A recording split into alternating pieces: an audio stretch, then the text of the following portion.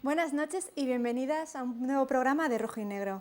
En el programa de hoy vamos a hablar sobre las reformas laborales realizadas por el PSOE y el PP en los años 2010 y 2012. Y también tras las promesas electorales por el gobierno de coalición de PSOE y Unidas Podemos de la derogación de estas dos leyes, vemos que todavía no tienen intención de cumplir su palabra. Para ello, para comentarnos este tema, tenemos esta noche en el plató a Tomás Rodríguez, secretario de Acción Sindical de la CGT. Muy buenas noches, Tomás. Buenas noches a todos y a todos. Y Alejandra de la Fuente, periodista y creadora del blog Mierda Jobs. Buenas noches. Buenas noches.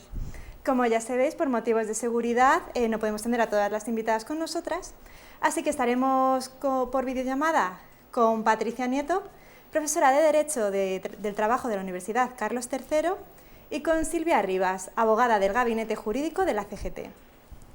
También contaremos con una entrevista a Gabriela Morota, trabajadora de telemarketing, y recordad que también podréis participar con el hashtag RNTVDerogación.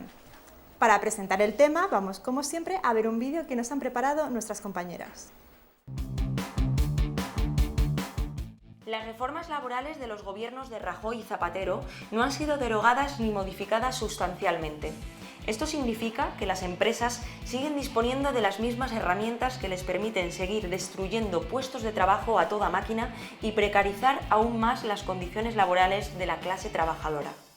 En la actualidad, a causa de la pandemia del COVID-19, hay más de 1 millón de personas en ERTE y se prevé que la mitad de ellas sufrirán un ERE, perdiendo su puesto de trabajo definitivamente y uniéndose a las más de 4 millones de personas desempleadas en la actualidad, a las que el Estado les niega su derecho más esencial como clase trabajadora, el derecho a ganarse la vida. Lejos de mejorar la calidad de vida de las personas trabajadoras, las reformas laborales han atornillado un mercado laboral basado en la subcontratación, la especulación y la temporalidad.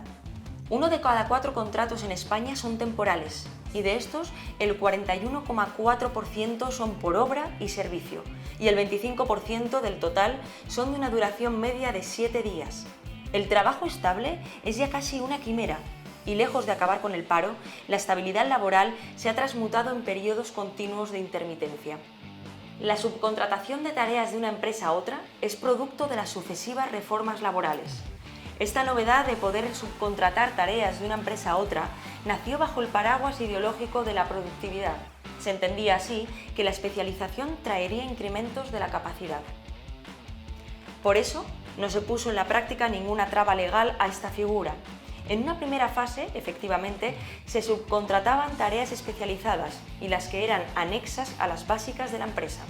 Pero en la guerra, por alcanzar mayor beneficio posible en el menor tiempo posible, todas las grandes empresas han recurrido a la subcontratación de todas las tareas, incluidas las que dan objeto a su función empresarial. Nada nuevo en la historia del capitalismo. En todo este juego económico entran las empresas de trabajo temporal, llamadas ETT, cuya finalidad es la de contratar trabajadores y trabajadoras para cederlos temporalmente a otras empresas para hacer frente a necesidades coyunturales. Actualmente tienen autorización para operar como tales 275 empresas. En 2019 se realizaron casi 4,5 millones de contratos por parte de estas empresas. Estos contratos han afectado a un total de 779.061 personas distintas, acumulando cada una de ellas una media de 5,6 contratos al año. En cuanto a la inspección de trabajo, parece que a estas empresas no se les presta la debida atención, ya que solo ha tenido 826 actuaciones en empresas de ETT con 220 sanciones y que solo afectan a 14.000 personas. De nada sirven modificaciones puntuales a las reformas laborales de las eras Zapatero-Rajoy. Las pocas que se han realizado se han demostrado insuficientes. Es necesario derogarlas al completo para evitar abusos como los despidos masivos una vez finalizados los ERTE de la pandemia, las indemnizaciones de miseria en caso de despido, el incremento galopante de la temporalidad, el desmantelamiento de la negociación colectiva, la falta de supervisión por parte de la autoridad laboral en caso de expedientes de regulación de empleo, así como la rebaja en cuanto a sus requisitos. Muchas gracias, compañeras. Alejandra, Hemos visto en el videodatos que hablaban sobre las reformas laborales del 2012 y el 2010, pero ¿cuáles son los cambios legislativos de estas reformas y cómo afectan a las condiciones laborales de las personas trabajadoras? Bueno, pues la reforma laboral del 2010, digamos que es la antesala a la reforma laboral, la gran reforma laboral que es la del 2012. En la reforma laboral del 2010, tal y como se comentaba en el vídeo, ya se estaban dando alas a la subcontratación que tanto ha precarizado a los trabajadores y trabajadoras de este país. Y luego ya en la reforma laboral del 2012, que además cabe recordar que la aprobó el gobierno de Mariano Rajoy de forma unilateral sin contar con los agentes sociales, ya sí que se asentaron las bases de la precariedad estructural que tenemos actualmente en España. Voy a contar algunos de los puntos, bueno, pues como se suele decir, de los aspectos más lesivos, aunque insisto en que toda la reforma laboral debe ser derogada. Bueno, voy a contar como 5 o 6. El primero sería el abaratamiento del despido. Pasamos de 45 días de despido improcedente, de 45 días a 33 días por año trabajado. También se rebajaron las mensualidades de esos despidos, pasando de 42 a 24 hasta un máximo de 24 mensualidades. También se eliminó la autorización administrativa de los ERE, facilitando de esta forma los despidos colectivos, que miedo tenemos todos ahora con lo que vaya a pasar con la finalización de los ERTE. También se impulsó la relevancia del convenio de empresa por encima del convenio de sector. De esta forma se individualizó muchísimo la negociación colectiva, porque ya eran las personas de una empresa las que tenían que negociar y no el grueso total del sector. También la reforma laboral, como había comentado, la del 2010, la del 2012 dio también muchas más alas a la subcontratación, y de hecho la mayoría de sindicatos dicen que, claro, que las empresas no tienen que subcontratar a empleados para trabajos estructurales, porque al ser trabajos estructurales tiene que ser la empresa la que los contrate. Y aunque se ha derogado hace muy poco, no hay que olvidar el artículo 52D, es el artículo por el que se podía despedir a trabajadores y trabajadoras por faltas, aunque fuesen justificadas. La famosa frase de despedir por baja médica. ¿Cómo ha afectado esto a los trabajadores? Como bien se decía en el vídeo, por una parte aumentando de forma brutal la temporalidad. Tengo aquí un dato, del 2013 al 2018 la temporalidad aumentó en 3,6 puntos. ¿Esto en qué deriva también? En la rotación de los trabajadores. Si tú al final tienes trabajadores que tienen contratos de 3, 4, 5, 6 meses, van rotando de un puesto a otro, precarizando a su vez a dichos trabajadores y trabajadoras que, entre otras cosas cotidianas del día a día, no pueden ni siquiera alquilarse un piso o comprárselo, o no pueden hacer nada porque te suelen pedir contratos indefinidos, contratos de larga duración. Y por otra parte, el abaratamiento del despido las trabas que le ponen a la negociación colectiva hace que muchos trabajadores, todo esto estamos hablando de que estos trabajadores estábamos en una crisis económica brutal en la que había muchísimo miedo a ser despedidos, había muchísimo miedo a prácticamente a abrir la boca. En vez de llegar los trabajadores y las trabajadoras a esa crisis respaldados por un gobierno, por un Estado que salvaguardase nuestros derechos, nos encontramos con que llegamos a una crisis y a nuestras espaldas tenemos la reforma laboral del 2010 y la reforma laboral del 2012, que no hace más que otra cosa que dejarnos, diciéndolo muy coloquialmente, desnudos y desnudas ante un sistema que claramente va a tender a precarizarnos, a abusar de nuestros derechos y a básicamente explotarnos sin ningún tipo de pudor ni vergüenza. Fue una reforma más para beneficiar muchísimo más a las empresas que a los propios trabajadores. Claro, o sea, insisto, al final los trabajadores llegamos sin nada a nuestras espaldas, o sea, no podíamos apoyarnos prácticamente en nada, ni siquiera muchas veces en la propia negociación colectiva, se cargaron en una parte de la negociación colectiva. Entonces, claramente, y a las pruebas me remito, años después hemos sido los eternos y los fuertemente damnificados, perjudicados de las reformas laborales.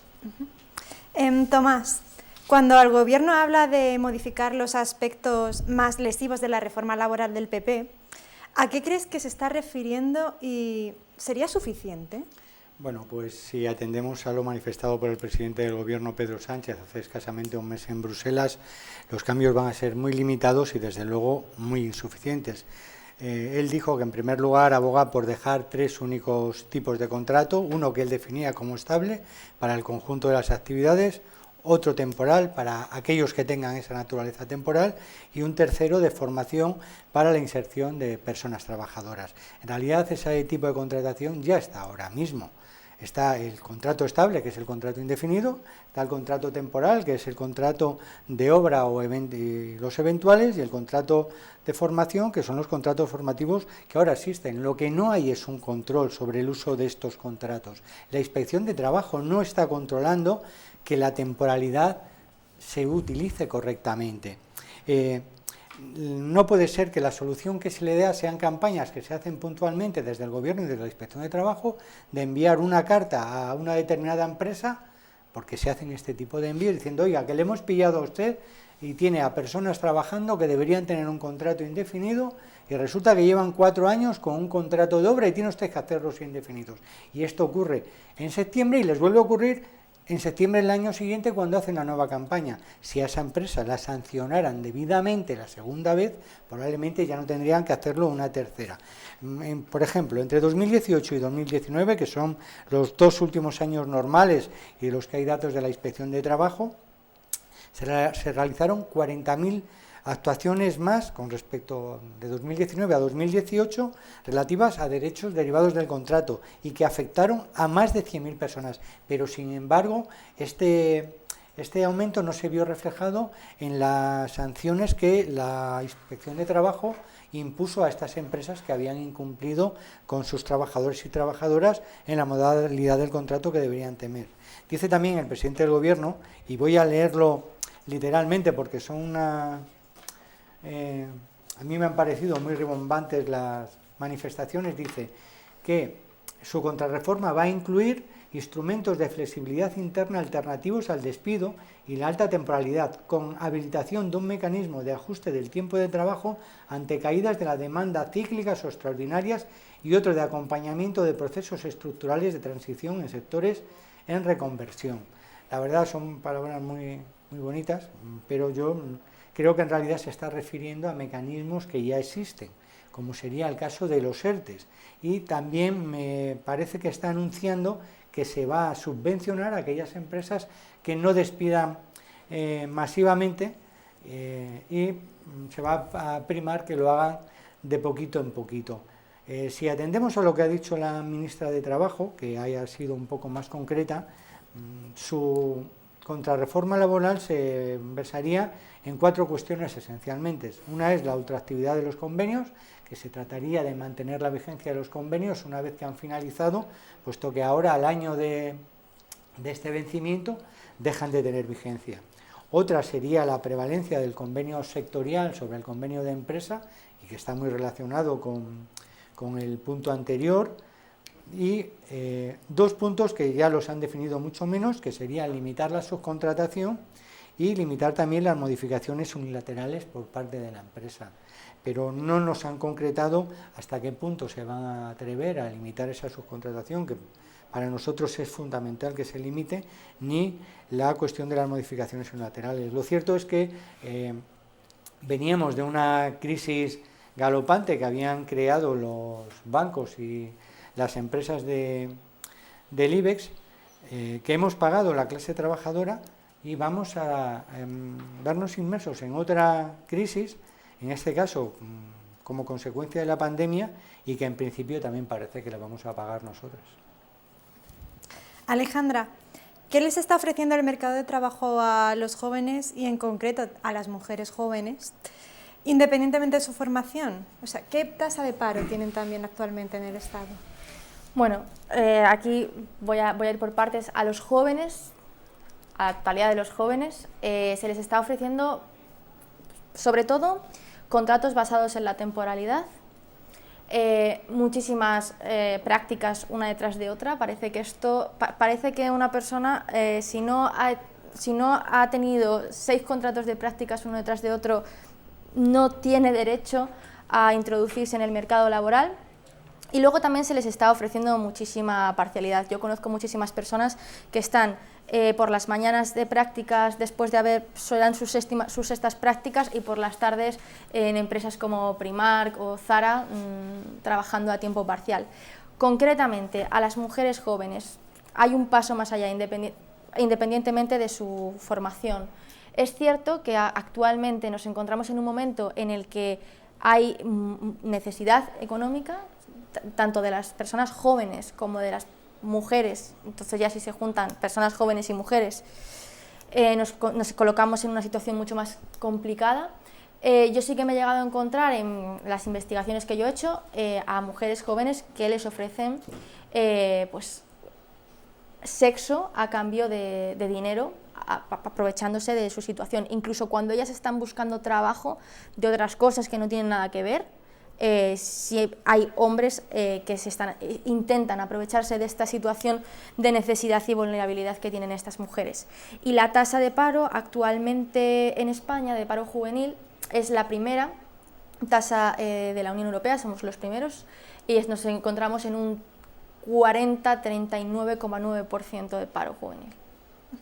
Respecto a lo que has dicho, sí que ha salido muchísimo en redes sociales de chicas que suben capturas de pantalla de las conversaciones que se ofrecen ellas a limpiar la casa, lo que sea, porque no tienen otra cosa, y es la misma persona que le dice, mira, sí, vienes aquí tantas horas, pero tienes que llevar X ropa, y si quieres también, puedes tener algo conmigo. Sí, esto es así, sí, sí. O sea, yo, esto me lo han contado muchísimas chicas, muchísimas mujeres, no necesariamente tienen que ser chicas jóvenes. Nos imaginamos una chica de 18 o 20 años, que la mayoría es esta realidad, es esta situación, pero no todas. O sea, hay mujeres pues, 35, de 40, de 45 que me han contado estas mismas situaciones, y yo de hecho alguna vez me he hecho pasar por una persona que busca trabajo, obviamente de esto no, sino trabajo de cualquier otra cosa, y a mí me han ofrecido estas mismas proposiciones, insisto, intentando aprovecharse de mi absoluta, en mi caso, necesidad, y en el caso de estas mujeres exactamente lo mismo, de la necesidad por encontrar trabajo, de la necesidad por pagar un alquiler, por independizarse, bueno, básicamente por vivir. Claro, cuando el capitalismo se junta con el machismo. Efectivamente, eso es lo que pasa. Sí, sí. Eso a los hombres, ningún hombre me ha escrito por el momento, ya llevo 3 años con esto, ningún hombre me ha escrito, no quiero decir que a lo mejor hay alguno, pero ningún hombre por el momento me ha escrito. En cambio, multitud de mujeres jóvenes y mujeres más mayores me han escrito contándome estas situaciones. Tomás, ¿sería suficiente con derogar estas reformas laborales, o habría que meter algún cambio legislativo más? Bueno, cuando el Gobierno dice que derogar íntegramente las reformas laborales conlleva modificar un buen número de normativa laboral que las acompaña, tiene razón, puesto que del simple cambio del Estatuto de los Trabajadores se derivarían otras modificaciones normativas, pero el Estado o el Gobierno lo utiliza como una excusa para decir es muy complejo efectuar este cambio, pero para nosotros, para la CGT, serían cambios que resultan indispensables. Por ejemplo, en el videodatos se hablaba de las ETTs. Creemos que es necesario modificar la ley de ETTs limitando su uso, ya que según la normativa europea no se podrían prohibir, cuando en realidad es una reivindicación que viene manteniendo CGT desde que se crearon hace poco más de 25 años. Si atendemos a los datos que se daban, en el año 2019 se realizaron 4,5 millones de contratos para 780.000 personas. Esta cantidad de personas solo tienen como representación sindical unos 150 delegados y delegadas, un número ínfimo para ese número de personas afectadas, porque la propia naturaleza de este trabajo impide tener esa representación. Eso conlleva los datos pírricos que se daban de actuaciones de la Inspección de Trabajo en cuanto a las ETTs. Los datos que se han dado eran de 2018, hace muy poquito se ha publicado el informe de la Inspección de Trabajo de 2019 y son todavía más lamentables. Ha habido solo 582 intervenciones de la Inspección de Trabajo en empresas de trabajo temporal. Repito los datos, 4,5 millones de contratos para 780.000 personas distintas, solo 582 intervenciones de la Inspección de Trabajo. Si tenemos en cuenta que la inmensa mayoría de los contratos que se formalizan por ETT son contratos de carácter eventual, muchos de ellos formalizados de lunes a viernes o de lunes a sábado, no entendemos que la Inspección de Trabajo no consiga encontrar un nicho de fraude más alto en este tipo de empresas. Por tanto, es necesario modificar la ley de ETTs para evitar todo este fraude en la contratación. Es necesario modificar la LOL, la Ley Orgánica de Libertad Sindical, que otorga a los sindicatos mayoritarios una potestad absoluta en cuanto a la negociación colectiva. Por ejemplo, el convenio de ETTs lo han firmado comisiones y UGT cuando no tienen la representatividad mayoritaria en ese propio sector, que corresponde a un sindicato corporativo de las ETTs, y sin embargo ellos han tenido la capacidad, porque así se le otorga a la LOLS, de firmar un convenio donde ni siquiera son sindicatos mayoritarios. Otro aspecto que me gustaría reflejar, porque es una situación que nos está afectando ahora directamente a CGT, esta ley les otorga una serie de medios sindicales que a otros sindicatos, a otras organizaciones sindicales se nos niega. Y quiero aprovechar para recordar que el día 20 de mayo vamos a tener a las 12 una concentración reivindicando el derecho que tiene CGT a tener un local adecuado en la ciudad de Madrid, y que vamos a perder por culpa de la especulación que ha hecho el Ministerio de Trabajo, bien es cierto que no el actual, sino un ministerio anterior, del patrimonio sindical. Habría que modificar también la LISOS, que es la Ley de Infracciones de Orden Social. Hay que incrementar las sanciones en caso de fraude en la contratación, en caso de vulnerar el derecho a la igualdad de género. Hay que aumentar las sanciones también en los casos en que se atente contra la seguridad y la salud de las personas trabajadoras. Y además hay que hacerlo no aumentando solo las sanciones, sino habría que hacerlo por cada persona afectada, y eso sería una medida que disuadiría a las empresas de incumplir la ley, porque si yo tengo 500 contratos en fraude de ley y me multan con 6.000 euros, el daño es pequeño. Habría que modificar también y desarrollar debidamente el Real Decreto sobre coeficientes reductores.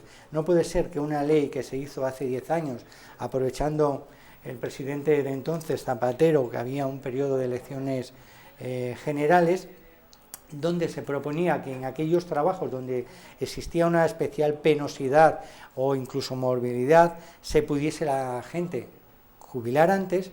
Resulta que no se ha tramitado más expediente que el que afecta a la policía local, no se ha tramitado el del hierro colado, no se ha tramitado el de los bomberos forestales, no se ha tramitado el de los conductores de autobuses y transportes. Creemos que es necesario que se afronte de una vez el cumplimiento de ese decreto y su desarrollo. Habría que cambiar, en relación con lo anterior, la normativa relativa a las jubilaciones, pero además muy en sentido contrario al que se anuncia por parte del ministro Escrivá. Desde CGT entendemos que tenemos que jubilarnos antes para poder trabajar todas. Habría que modificar también la Ley de Prevención de Riesgos Laborales y, sobre todo, revisando el catálogo de enfermedades profesionales asociadas a las nuevas tecnologías, que no están contempladas. Y algo que va a parecer ridículo, que se diga, en el año 2021 debería modificarse la normativa de elecciones sindicales que permite el fraude en el voto por correo. Tiene muchísima menos seguridad jurídica elegir a un representante de los trabajadores y trabajadoras que elegir a un concejal de un pueblo. Yo creo que deberían tener la misma garantía, pero lo cierto es que no es así. Por tanto, sí, es necesario modificar muchas más leyes que el Estatuto de los Trabajadores. Bueno, ahora vamos a hacer una pequeña pausa publicitaria de 25 segundos para que podáis conocer nuestro pueblecito de Ruesta.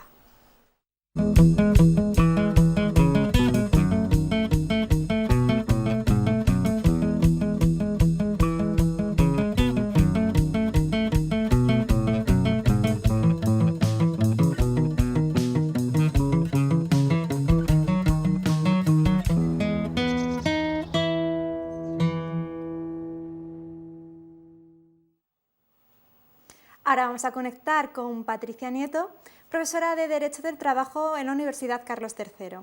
Buenas noches, Patricia. Hola, buenas noches. Muy buenas noches. Uno de los aspectos de mayor calado en la reforma laboral del PP afecta a la negociación colectiva en cuanto a la a la prevalencia de los convenios de empresas sobre los sectoriales. ¿Hasta qué punto este cambio ha contribuido a que en algunas empresas existan condiciones laborales más precarias? Pues evidentemente ha sido uno de los aspectos más lesivos en la precarización de las condiciones de trabajo de buena parte de la población asalariada en nuestro país, significativamente con el recurso que han hecho el sector de empresas multiservicios, creando convenios de empresa negociados claramente a la baja respecto a convenios ya precarios del ámbito sectorial. Si pensamos en las demandas de las Kellys o del sector de la hostelería o el sector de la restauración colectiva, sectores muchos de ellos que se han demostrado esenciales en la pandemia, muchos de ellos han visto empeoradas sus condiciones de trabajo por la aplicación del convenio de empresa. Pero déjenme decir que cuando se habla de la precarización en relación a la reforma laboral de 2012, ya en el año 2011 se permitía que el convenio de empresa tuviese prioridad aplicativa. Es verdad que en la reforma Zapatero se admitía un cierto margen para que el convenio sectorial tratase de limitar esta prioridad aplicativa. Si bien en la reforma de 2012, vigente todavía hoy, 9 años después, la prioridad es incondicionada. Siempre se puede firmar un convenio de empresa negociado claramente a la baja respecto a un convenio sectorial. Así que respondiéndote clarísimamente, ha sido una herramienta crucial para entender la dinámica de precarización de buena parte de las condiciones laborales de muchos trabajadores en el sector servicios en este país. En esa misma reforma se elimina la ultraactividad de los convenios. ¿Qué supone eso para aquellos convenios que han llegado a su término y qué consecuencias tiene para los trabajadores y trabajadoras? A ver, la reforma de la ultraactividad de los convenios, para quien no conozca muy bien cómo funciona la negociación colectiva, un convenio colectivo tiene el ámbito temporal que las partes acuerden. Normalmente en nuestro país, duración media de un convenio 2, 3, 4 años, y en su caso el propio convenio marca las normas de qué ocurre cuando una de las partes lo denuncia. Pues bien, en la reforma laboral de 2012 se dice que si el convenio colectivo no dice nada en materia de ultraactividad, transcurrido un año de la enuncia del convenio, si no se ha alcanzado un nuevo acuerdo, se regirán las condiciones de trabajo por las que haya en el ámbito superior. Y si no hay ámbito superior, se regirán las condiciones por las que el estatuto establece y en materia de salario, en el salario mínimo interprofesional. Es cierto que para responder a tu pregunta, 2 apuntes. Hubo una sentencia del Tribunal Supremo muy relevante de 22 de diciembre de 2014 que tuvo que analizar qué pasaba si no había un convenio colectivo de ámbito superior o si en tal supuesto las condiciones serían las del estatuto y en materia salarial el salario mínimo. Pues bien, esa sentencia del Tribunal Supremo del año 2014 admitió que las condiciones del convenio vencido, es decir, el que ya había perdido su vigencia, se mantuvieran para los trabajadores que ya estaban en la empresa, no así para los nuevos. Entonces, respondiendo a la pregunta que se me planteaba, la pérdida de ultraactividad de un convenio y no alcanzar un nuevo acuerdo puede, en su caso, precarizar las condiciones significativamente para los nuevos trabajadores contratados en la empresa. ¿Por qué? Porque ya no tienen el colchón de seguridad que supone el convenio. En cambio, sí el que lo tienen los trabajadores antiguos con la sentencia del Supremo, generando un doble estatus que es uno de los elementos que más ha precarizado las condiciones de los trabajadores en este país. ¿Qué cambios crees imprescindibles sobre la negociación colectiva en una hipotética nueva legislación laboral? En primer lugar, y quizá casi de manera telegráfica, que el convenio de empresa, que puede existir y tiene su espacio natural, no pueda concurrir a la baja, no pueda empeorar las condiciones del convenio sectorial. En segundo lugar, que se abran nuevas unidades de negociación, que se puedan crear nuevos convenios en sectores en los que haya verdadera negociación colectiva y no como ha ocurrido con la reforma laboral de 2012. Los grandes sindicatos decidieron no abrir nuevas unidades de negociación, tampoco línea de actuación de la CGT, siempre que no hubiese verdadera negociación colectiva. ¿Qué ha pasado? Que buena parte de los convenios de empresa han sido negociados por delegados independientes, que más que representar a los trabajadores, estaban en la mesa representando a la empresa. Así que si realmente el gobierno cumple el compromiso que está pactado en la declaración de investidura, el primer elemento que hay que tocar es que la prioridad del convenio de empresa se haga siempre impidiendo que se pueda negociar a la baja las condiciones que en él se pacten. Y diría yo, y en segundo lugar, la reforma de la negociación colectiva que se haga en esta legislatura debiera tratar de garantizar que hubiese verdadera negociación y no imposición. Pues muchas gracias, Patricia, por estar esta noche con nosotros y esperamos verte pronto por aquí también. Ojalá, a ver si la situación sanitaria va avanzando el ritmo de vacunas y podemos vernos en el plató. Muchísimas gracias por vuestra labor. Bueno, nuestras compañeras han estado entrevistando a Gabriela Morota, trabajadora de telemarketing. Llevo trabajando realmente como teleoperadora 13 años. Siempre he tenido contratos parciales, siempre he tenido contratos temporales. El sector en el que trabajo es el contact center, es un sector que está altamente feminizado. Más del 80% somos mujeres y eso hace que tengamos contratos con salarios muy por debajo de un salario normal, salarios por debajo de los 800 euros. Además, unos horarios que no nos permiten conciliar, por lo cual a costa de nuestro salario también tenemos que reducir jornadas y eso precariza aún más nuestra situación. Yo he tenido el contrato que más tiempo ha durado, han sido 6 años y de ellos los 4 primeros un contrato de obra y servicio. No he tenido el indefinido hasta mucho después. Cuando empecé era aún peor porque tenía contratos de ETT, contratos de 1 mes, 2 meses y encima con la situación de las ETTs, que teníamos no teníamos vacaciones, descuentos por todo, no teníamos apenas derechos, entonces era aún más complicada la situación. El problema del telemarketing sobre todo es el que pasan los años y no obtenemos un convenio digno que nos permita unas condiciones justas. Todo lo contrario, año tras año alargamos la negociación y finalmente los sindicatos que firman esos convenios lo que logran es unas subidas mínimas, ridículas y no consiguen condiciones que nos den una estabilidad y que nos permitan vivir decentemente.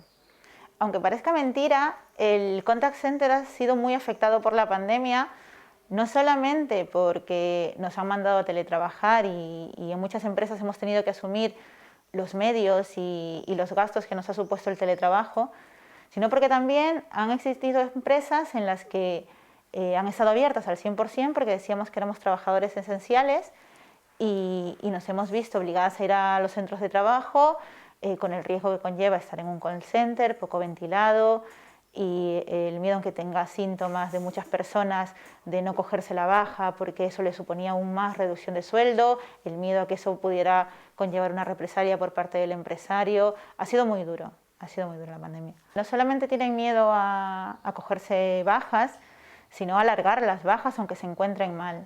En nuestro sector, si te coges una baja supone una pérdida de salario y como he contado es muy bajo ya y la gente por miedo no solamente a perder ese dinero sino por miedo a las represalias piden el alta incluso estando malos y por intentar defender su puesto de trabajo y el poco ingreso que tienen sus familias.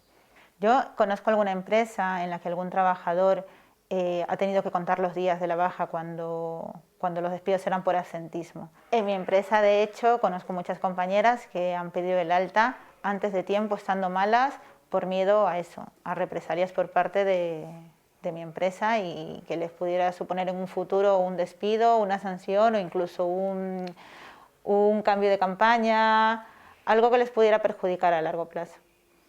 Las reformas laborales han conseguido que empresas registren convenios de empresa que consiguen, muy por debajo de los convenios colectivos, reducir los derechos de los trabajadores. Nos pasa, por ejemplo, con una empresa que es Martel, que es una empresa pirata, que lo que consigue es que ha conseguido registrar un convenio por debajo del contact center a pesar de que su actividad es el telemarketing.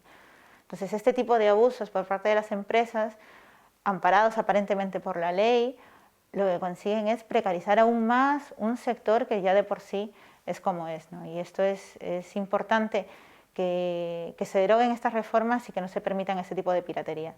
Que se prometa durante tanto tiempo la derogación de la reforma laboral y que finalmente nunca llegue es indignante.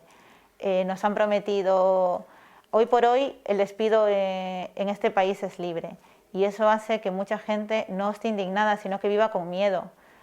El miedo a perder su trabajo, el ingreso de sus familias. Entonces es muy duro, se vive una sensación de miedo en la clase trabajadora y en muchas otras se vive con indignación y con mucha rabia. Es muy importante estar afiliado y estar sindicado. La unión y pertenecer a un grupo nos hace que como grupo seamos muchísimo más fuertes. Un trabajador que no esté sindicado es muchísimo más vulnerable y está aislado. Entonces eso hace que el empresario pueda abusar y no pueda defender sus derechos como grupo. El camino es la lucha, que el camino para llegar a conseguir unas condiciones dignas es luchando por nuestros derechos y que no hay otra forma, que la forma de enfrentarse a estas condiciones es como un grupo organizado, como trabajadores, como clase obrera, como trabajadores que sabemos lo que es vivir en un sector precario con unas condiciones mínimas y que tenemos que luchar, que es el único camino. Gracias, Gabriela, por la entrevista y bueno, a nuestras compañeras por el trabajo que han hecho. Continuamos contigo, Alejandra. Ya nos has contado antes algunas situaciones bastante surrealistas que te has encontrado. ¿Nos contarías alguna más? Sí, bueno, yo puedo dividirlo en dos partes. La primera, las situaciones surrealistas que me he encontrado yo, Alejandra, buscando trabajo, y las situaciones surrealistas que me he encontrado mi alter yo, haciéndome pasar por una persona que buscaba trabajo. Bueno, las que ya comentaba antes, por ser mujer, además, pues me he encontrado situaciones de todo tipo de índole sexual. Voy a contar un par. Por ejemplo, me acuerdo de una persona que me pedía que fuese a su casa a limpiar desnuda. O también me he llegado a encontrar un hombre que decía, bueno, pues mira, como sé que estás necesitada, te voy a pagar dinero porque me vendas tu ropa interior y cuanto más usada esté, pues mejor. Y entonces tú les explicabas, no, pero es que yo estoy buscando trabajo, yo no quiero venderte mi ropa interior. Y me decían, ya, pero es que te estoy ayudando. Y yo, no me estás ayudando, te estás aprovechando de mí, tenemos el concepto cambiado, amigo. Entonces, pues esas son algunas de las cosas por ser mujer que me he encontrado, pero luego también me he encontrado desde trabajar como teleoperadora por 1,14 € la hora, creo que ha sido el contrato más bajo que he encontrado, 1,14 €. Me he encontrado trabajar lo típico de, bueno, mira, vas a trabajar a jornada completa son 56 horas para ellos, pero bueno, jornada completa, y te voy a pagar pues por 20 horas. Entonces me acuerdo, esto me pasó a mí buscando trabajo antes de trabajar como periodista, que estaba desesperada buscando y me llevaron a una autoescuela de Vallecas y me dijeron, me vino el señor y me dijo, bueno, tú, claro, de comunicación algo sabrás, fenomenal, pues me vas a llevar las redes sociales, vas a ser administrativa, recepcionista, vas a limpiar los baños, vas a recoger los apuntes de los alumnos y te voy a pagar, me acuerdo perfectamente, 600 € por trabajar de 9 de la mañana como a 2, de 4 a 9 de la noche y los sábados también. Y decía, estos cálculos no me salen. Me he llegado también a encontrar, bueno, en la hostelería te puedes imaginar absolutamente de todo, desde trabajar, o sea, te pago por días, no te voy a contratar, simplemente me vienes los viernes y los sábados que hay pico de trabajo y me trabajas 12 horas y te pago 40 euros por esas 12 horas de trabajo. Absolutamente de todo me he encontrado. ¿Y algún caso que roce la ilegalidad? Yo creo que todos los que he contado son ilegales. Te puedo contar alguno que no roza la ilegalidad, pero que roza la ilegalidad muchísimos. Es cierto que me he encontrado trabajos que son legales, pero que sean legales no significa que no sean precarios. Entonces, igualmente, buscar trabajo en España, y más cuando se es joven, es enfrentarse a un abuso detrás de otro, a una traba detrás de otro, a un contrato que no debería ser detrás de otro, y es que es la realidad, es el día a día de todos nosotros y nosotras.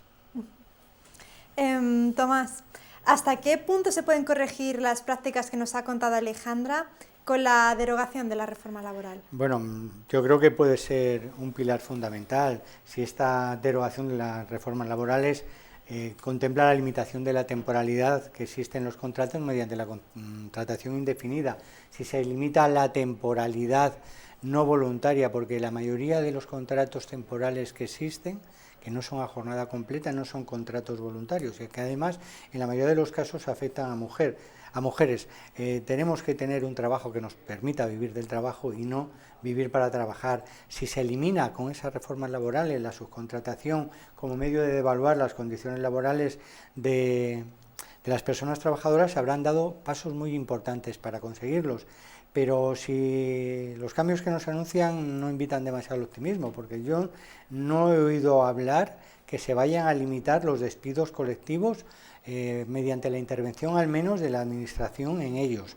Ahora mismo una empresa decide que va a despedir a 100, 200, 300, 8.000 trabajadores, como lo ha anunciado la Caixa recientemente, y no se puede hacer nada con justificar que eso la va a poner a este banco en una mejor situación de competitividad. Tendrá elementos suficientes para que se le den por bueno el despido de 8.000 personas, en un sector que no es precisamente deficitario, como es el de la banca. No se habla tampoco nada de eliminar las horas extras cuando se hacen millones y millones todos los años, y muchas de ellas sin retribuir, y otra vez, curiosamente, la mayoría de las horas extraordinarias que no se retribuyen las hacen también mujeres.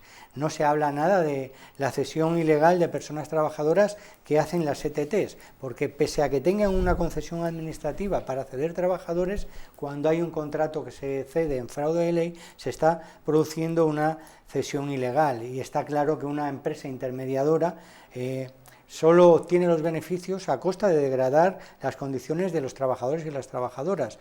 No se habla tampoco de recuperar los salarios de tramitación que eviten que el despido en el Estado español no solo sea libre, sino que además sea muy barato, y en algunos casos incluso gratis.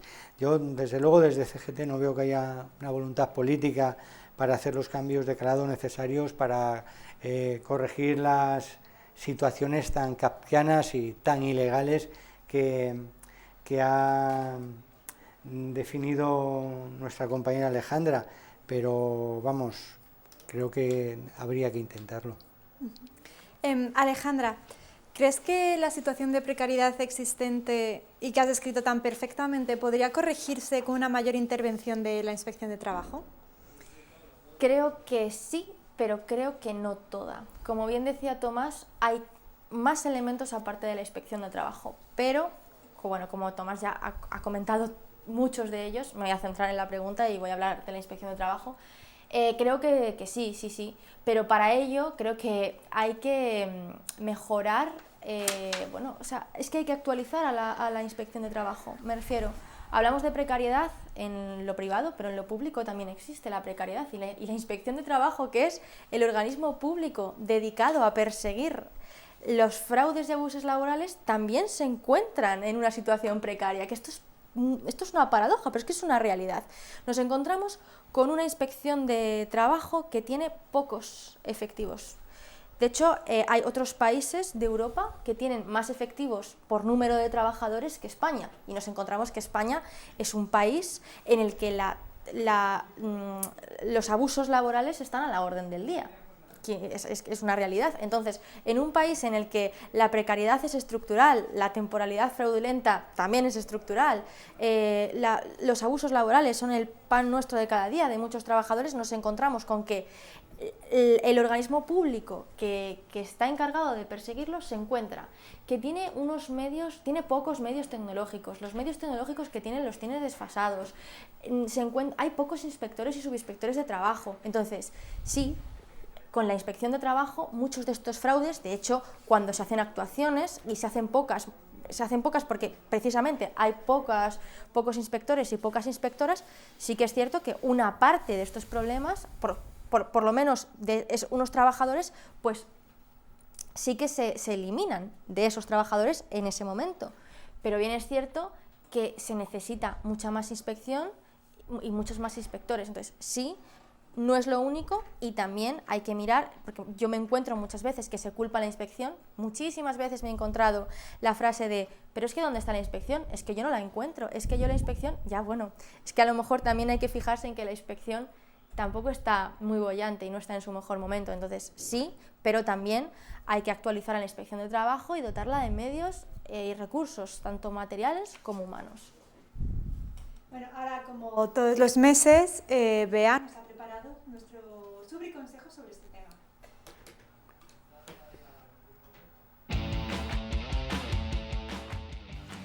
Hola a todas y bienvenidas al Briconsejo. Las reformas laborales de PSOE 2010 y de PP 2012, lejos de contribuir a mejorar las condiciones de las personas trabajadoras, las han empeorado y mucho. Con el paso de los años, hemos podido corroborar que estas leyes han reforzado el poder que durante décadas se le ha ido otorgando a la clase empresarial, a las patronales, en detrimento de los derechos y libertades conquistados con tanto esfuerzo por quienes siempre, sin excepción, pagan las consecuencias de estas medidas. Leyes que, no olvidemos, nos son impuestas por acción u omisión por la muleta del sistema, la clase política en toda su variedad de ideas y opciones dentro de los parlamentos burgueses. Las reformas laborales están hechas a medida de unos pocos y en contra de la dignidad del resto, que somos la gran mayoría. Sus reglas del juego, diseñadas y pactadas por quienes tienen que salir ganando siempre, están concebidas para que precisamente estemos donde estamos en estos momentos. Tras décadas de recortes y retrocesos sociales y laborales, estas reformas criminales han fomentado la precariedad laboral, la temporalidad de los contratos que impiden a las personas poder planificar un proyecto de vida propio. Han facilitado que los índices de paro suban, afectando especialmente a las mujeres y a los más jóvenes, y han propiciado que miles de trabajadores pierdan la vida mientras trabajaban. Las promesas de derogar ambas reformas de quienes aspiraban a gobernar se han quedado en derogar solo la más lesiva, la de Mariano Rajoy, es decir, como si la de Zapatero no hubiera abierto la posibilidad al PP de endurecer las medidas contra la clase trabajadora en 2012 con la suya, y posteriormente en hacer unas reformas a las reformas, es decir, tocarla lo menos posible, para justificar una promesa electoral más incumplida. Para colmo de todo esto, y ante la difícil situación de miles de personas trabajadoras en el Estado español, agravada en el último año a causa de la pandemia de COVID-19, hemos tenido que asistir al vergonzoso postureo mediático de ministras de Unidas Podemos, con Yolanda Díaz a la cabeza, participando en las movilizaciones convocadas por los dos grandes sindicatos del régimen. Estos agentes sociales, como gustan llamarse en los últimos tiempos, han sido decisivos en la puesta en marcha de estas reformas laborales contra la clase trabajadora. Nosotras no podemos estar más en desacuerdo con esta nueva traición a tantas y tantas personas que, por un lado, confiaron en grupos o formaciones que prometieron acabar con la situación que venimos arrastrando desde hace años, y por otro, con la actitud hipócrita de quienes son parte del problema y no parte de la solución. Acordaros de darle a like, comentar abajo y compartir por todas las redes sociales. Hasta la próxima. Muchas gracias, Bea. Ahora vamos a contactar con Silvia Rivas, abogada del Gabinete Jurídico de la CGT. Buenas noches, Silvia. Buenas noches a todas. Como consecuencia de las dos últimas reformas laborales, los despidos colectivos, los llamados ERES, han sufrido un cambio, varios cambios importantes en su regulación. ¿Podrías detallárnoslo? Pues sí, hay que hablar de dos reformas laborales. Como ya ha comentado la compañera Alejandra, hay que hablar de la reforma del 2010 del PSOE y la reforma de 2012 ya una vez el PP estaba en el gobierno. Obviamente 2 años después de que comenzara la crisis económica. Entonces, respecto a la reforma de 2010 del PSOE, se introduce la expresión de existencia de pérdidas actuales o previstas para la causa económica de los ERES.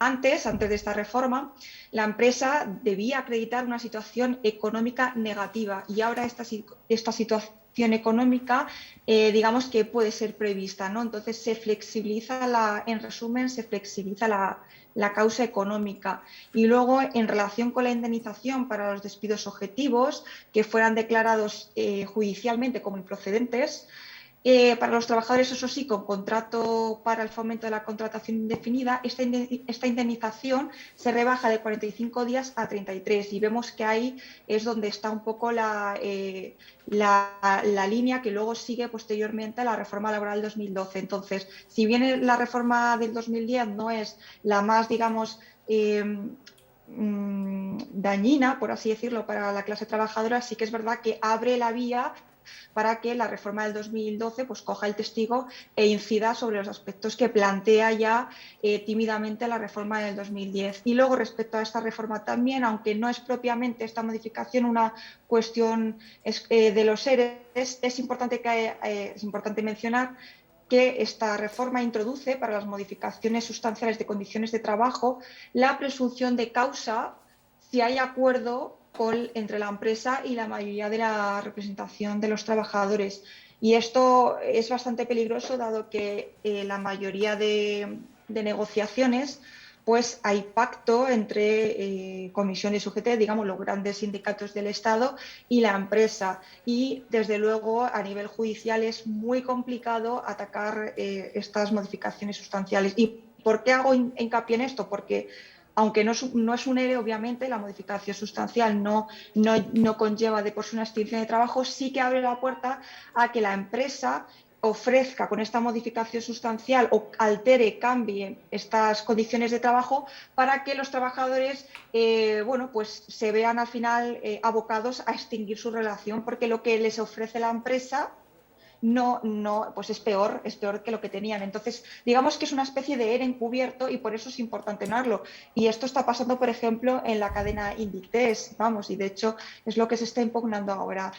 Respecto a la reforma del 2012 del PP, esta ya es la más dañina porque elimina directamente el criterio de razonabilidad de los ERES. Ahora basta con que la medida extintiva, es decir, con que el ERE sirva, entre comillas, para los objetivos de la empresa, mientras que antes era necesario que este ERE, digamos, fuera razonable y tuviera relación con los objetivos de la empresa y prácticamente, pues, poco más o menos fuera la última ratio, ¿no? la única medida para salir de una situación negativa.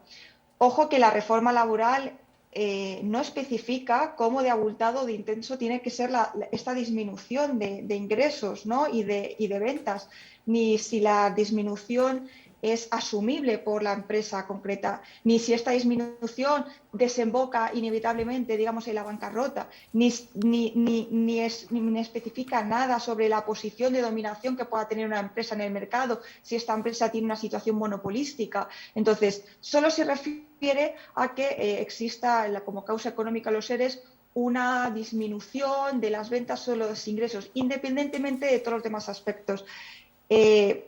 se amplía la causa económica entonces de los EREs. Ya no se habla como antes de situación negativa, sino simplemente de disminución persistente de ingresos o ventas. Entonces, se vuelve a flexibilizar la causa económica que ya venía flexibilizada de antes. Pues ahora, con la reforma de 2012, todavía más.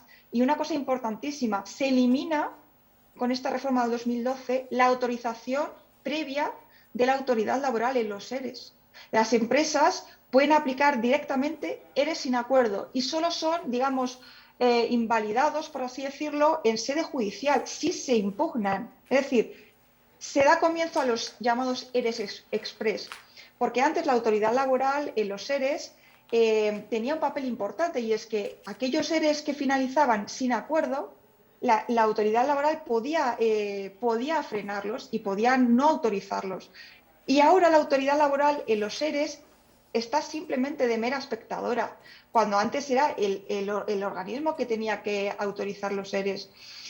Entonces, ya no tiene que ser aprobado por la Consejería de Empleo, de la Comunidad Autónoma, por el Ministerio de Empleo, en función del ámbito de afectación del ERE, sino que simplemente ahora un ERE va a ser, digamos, tumbado, por así decirlo, o anulado en sede judicial y a posteriori, con lo difícil, además, que es atacar un ERE firmado con acuerdo. Entonces, es importante, antes de la reforma del 2012, la mayoría de EREs finalizaban con acuerdo precisamente para salvar un poco ese escollo o esa autorización de la autoridad laboral, porque en este caso la autoridad laboral estaba más atada para vetar los EREs. Y tras la reforma de 2012, durante los 6 primeros meses de 2012, los EREs sin acuerdo se disparan nada menos que más de un 500%. Entonces, esto es importante. También la reforma 2012 reduce el tiempo de negociación colectiva. Antes, la negociación colectiva, la mesa negociadora, digamos, que no podía durar menos de 30 días naturales. Y ahora no puede durar más de 30 días naturales. Es decir, que no solamente son EREs express porque se pueden sacar fácilmente sin acuerdo, sino que son express literalmente porque reduce el tiempo de negociación colectiva, y raro es el supuesto en que se pacta en la mesa negociadora esa ampliación, ¿no?, del tiempo. Además, es que esta reforma introduce un nuevo procedimiento en la Ley Reguladora de la Jurisdicción Social para los despidos colectivos, básicamente para agilizarlos, ¿no?, y darle un carácter de urgencia en el conjunto de los tramos que llevan los juzgados. Es importante también, igual que hemos hablado de la modificación sustancial con la anterior reforma, ahora también esta reforma 2012, digamos que la empresa previamente debía justificar que la modificación sustancial para prevenir la situación, esta modificación tenía que tener el objetivo de evitar una situación negativa y, digamos, mejorar la situación competitiva. Y ahora esta expresión se ha suprimido. Y esto es importante porque las modificaciones, lo repito, están sirviendo como EREs encubiertos. Las empresas están recurriendo a todo tipo de argucias y a todo tipo de herramientas que las reformas han precarizado. También se rebaja, como ha dicho Alejandra, la indemnización del despido improcedente, 45 a 33 días por año trabajado, y además se reduce el máximo de indemnización. Antes era un tope de 42 mensualidades y ahora es un tope de 24. Entonces, los despidos, digamos, objetivos, que son propiamente de los EREs, pues van a salir bastante más baratos a las empresas. Y además es que se van a permitir con esta reforma los EREs en las administraciones públicas, en todo tipo de organismos del sector público, entidades públicas, empresariales, si existe lo que dice la ley, una insuficiencia presupuestaria sobrevenida y persistente. La ministra de Trabajo dijo el otro día en la televisión que le preocupaba los EREs de los bancos y también que no le gustaba la palabra derogar refiriéndose a la reforma laboral, sino que le gusta decir regular de otra manera. ¿Qué opinas de estas declaraciones? Exactamente, sí, eso es lo que dijo la ministra. Pues mira, respecto a la preocupación que tiene en los EREs en el sector financiero, ha hablado antes Tomás, ¿no?, de la Caixa, del posible ERE de la Caixa, y yo me pregunto si realmente se preocupa la ministra de estos despidos, ¿por qué no ha derogado ya estas reformas laborales que facilitan mucho los despidos colectivos, que flexibilizan las causas, que crean los ERES express, que eliminan la autorización de la autoridad laboral. Bueno, tenía esa herramienta y la sigue teniendo, y no está mencionando la derogación de las reformas laborales en estos aspectos, en los aspectos que afectan a los ERES. Entonces, además dice la ministra, dijo hace una semana en la televisión, en La Sexta, dice que claro, es que el sector financiero, que en general las empresas del sector financiero no se habían acogido a los ERTES y que por lo tanto podían acudir a los ERES porque no tenían ese compromiso de mantenimiento del empleo. Bien, oiga, yo me pregunto, ¿no hay una prohibición expresa del despido por causas COVID en el Real Decreto No. 2020? Es que no lo digo yo, es que ya los juzgados de lo social, hay un juzgado ya de social en Pamplona, en Ponferrada, el Tribunal Superior de Justicia de Madrid ya está declarando la improcedencia de despidos colectivos precisamente porque está acudiendo a esta prohibición general de despido por causas COVID del Real Decreto Ley 9/2020. Entonces, claro, es que está ahí. Si la ministra ya se acoge a la interpretación menos favorable a los trabajadores, ¿cómo no lo van a hacer las empresas? ¿O cómo no lo van a hacer los tribunales y los jueces? Bueno, es que esto es... Y respecto a la derogación o no derogación, bueno, la ministra recurre a... Bueno, no sé si a tecnicismos, porque acude a un simple cambio de palabra o de verbo para no afrontar lo que tiene que afrontar, que es la derogación. Y da igual que hables de derogación, que hables de legislar o regular diferente. Al final lo que se quiere saber, tanto por los periodistas que preguntan como por la clase trabajadora, es si los efectos de esas reformas laborales van a seguir vigentes. Y da igual que regules distinto, que derogues, eso es indistinto, o sea, el sentido es el mismo, o sea, que no se escape por argucias de nomenclatura, porque al final lo que se pregunta es eso. Pues muchísimas gracias, Silvia, por estar esta noche con nosotras, y también esperamos verte en cuanto se pueda aquí con nosotros. Bueno, pues muchas gracias a vosotras. Tomás, cuando la CGT habla de derogar íntegramente las dos últimas reformas laborales, ¿a qué se refiere? Brevemente. Bueno, voy a procurar ser breve. Al hilo de lo que decía Silvia, a mí me da lo mismo que se hable también de derogar o de legislar. Lo que está claro es que lo primero que hay que cambiar es el nombre de la ley. No se puede seguir llamando Estatuto de los Trabajadores. Tendrá que llamarse Estatuto del Trabajo o Estatuto de los Trabajadores o Trabajadoras. Habría que ser un poco más inclusivo ya en la redacción de las leyes. Pero en segundo lugar, Alejandra lo decía al principio, no hay elementos más lesivos de las reformas laborales. Las reformas laborales en sí han precarizado las condiciones de las personas trabajadoras de este país. Hemos rescatado a la banca, rescatemos ahora a las personas. Ha hablado Patricia de los aspectos más importantes de la negociación colectiva, Silvia de los ERES. Son cuestiones que evidentemente tienen que cambiar. No podemos seguir permitiendo que siempre ganen los mismos. Alejandra, en tu trabajo de investigación, ¿algunas te han ofrecido un trabajo en condiciones legales que te hubiera permitido vivir de alguna forma digna, y piensas en un futuro próximo la situación actual va a cambiar? Bueno, a ver, sí que me han ofrecido trabajos en condiciones legales. Ahora, hay que puntualizar, es que muchas veces cuando me preguntan, ¿te han ofrecido un trabajo legal o estás trabajando de forma legal? Sí, pero es que sea legal no significa que no sea precario, que muchas veces pensamos que por ser legal no es precario y no es así.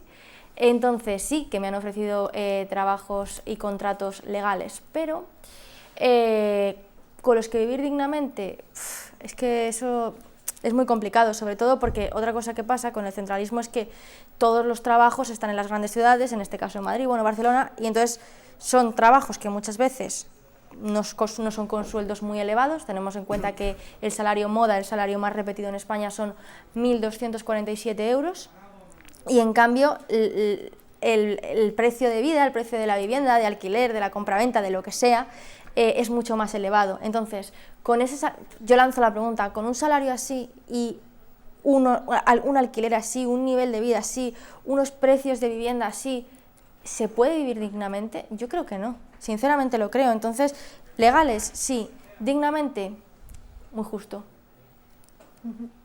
Y Tomás, desde la CGT, ¿tenéis en marcha una campaña por la derogación de las reformas laborales? Sí, estamos en plena campaña, estamos haciendo concentraciones. De hecho, ya hemos celebrado la primera en casi todas las capitales de provincia del Estado español, que fue el día 22 de abril, y están previstas otras dos, en principio para el 13 y el 27 de mayo, con la idea de continuidad. Y entendemos que ahora es el momento porque es la única posibilidad que tenemos que, si se producen estos cambios, tengan el calado suficiente para que incidan en la vida de las personas. Si dejamos pasar ahora esta oportunidad, puede que en el futuro tengamos que lamentarlo, y es que no podemos consentir más sufrimiento para los de nuestra clase como consecuencia de sus crisis. ¿Y por qué ahora? ¿Por qué es importante hacerlo ahora? Es importante hacerlo ahora porque es el momento en que se está buscando, mediante la concertación social otra vez, mediante la negociación con comisiones, UGT, disculpa, y la patronal, el llegar a un acuerdo para eliminar esos aspectos más lesivos. Nosotros creemos que hay que ir un poco más allá. Pues saldremos a las calles. Muchas gracias. Bueno, ahora pasamos a nuestra agenda rojinegra para repasar los acontecimientos, los actos y las convocatorias que tendremos más cercanas. Los días 13 y 27 de mayo la CGT convoca movilizaciones descentralizadas por la derogación de las reformas laborales y contra el desempleo y la precariedad laboral. Participa en tu localidad. Se han cumplido 150 años de la creación de la Comuna de París y por ello desde la CGT Zona Sur de Madrid se van a realizar un acto conmemorativo con la presencia de la doctora en Historia Contemporánea Dolors Marín y con nuestro compañero Hubert Ricordó. Se retransmitirá por YouTube el jueves 13 a las 19 horas. Más información en la web de CGT Madrid. Hasta el 1 de junio, en la Casa de la Memoria Democrática de Zaragoza podréis disfrutar de la exposición El exilio de los aragoneses republicanos en Francia. Antes de despediros, ¿os gustaría añadir algo más? Bueno, yo estaba justamente ahora mirándolo, sí que añadir que yo espero que realmente se ponga empeño en la derogación de la reforma laboral. Yo quiero creer que así será. Y de hecho estaba leyendo que ayer Yolanda Díaz, la ministra de Trabajo, dijo que los plazos en derecho no se discuten, se cumplen, así que yo espero que se cumplan. Pues muchas gracias a las invitadas por venir y por conectarse, y a vosotras por seguirnos desde casa. Ya sabéis que sin vosotras esto no sería nada. Recordad que el martes que viene tendremos un nuevo programa de Libre Pensamiento y nuestras compañeras de Rojo y Negro nos prepararán unos reportajes de lucha al martes siguiente. Nosotras nos volveremos a ver el día 8 de junio. Salud y hasta la próxima.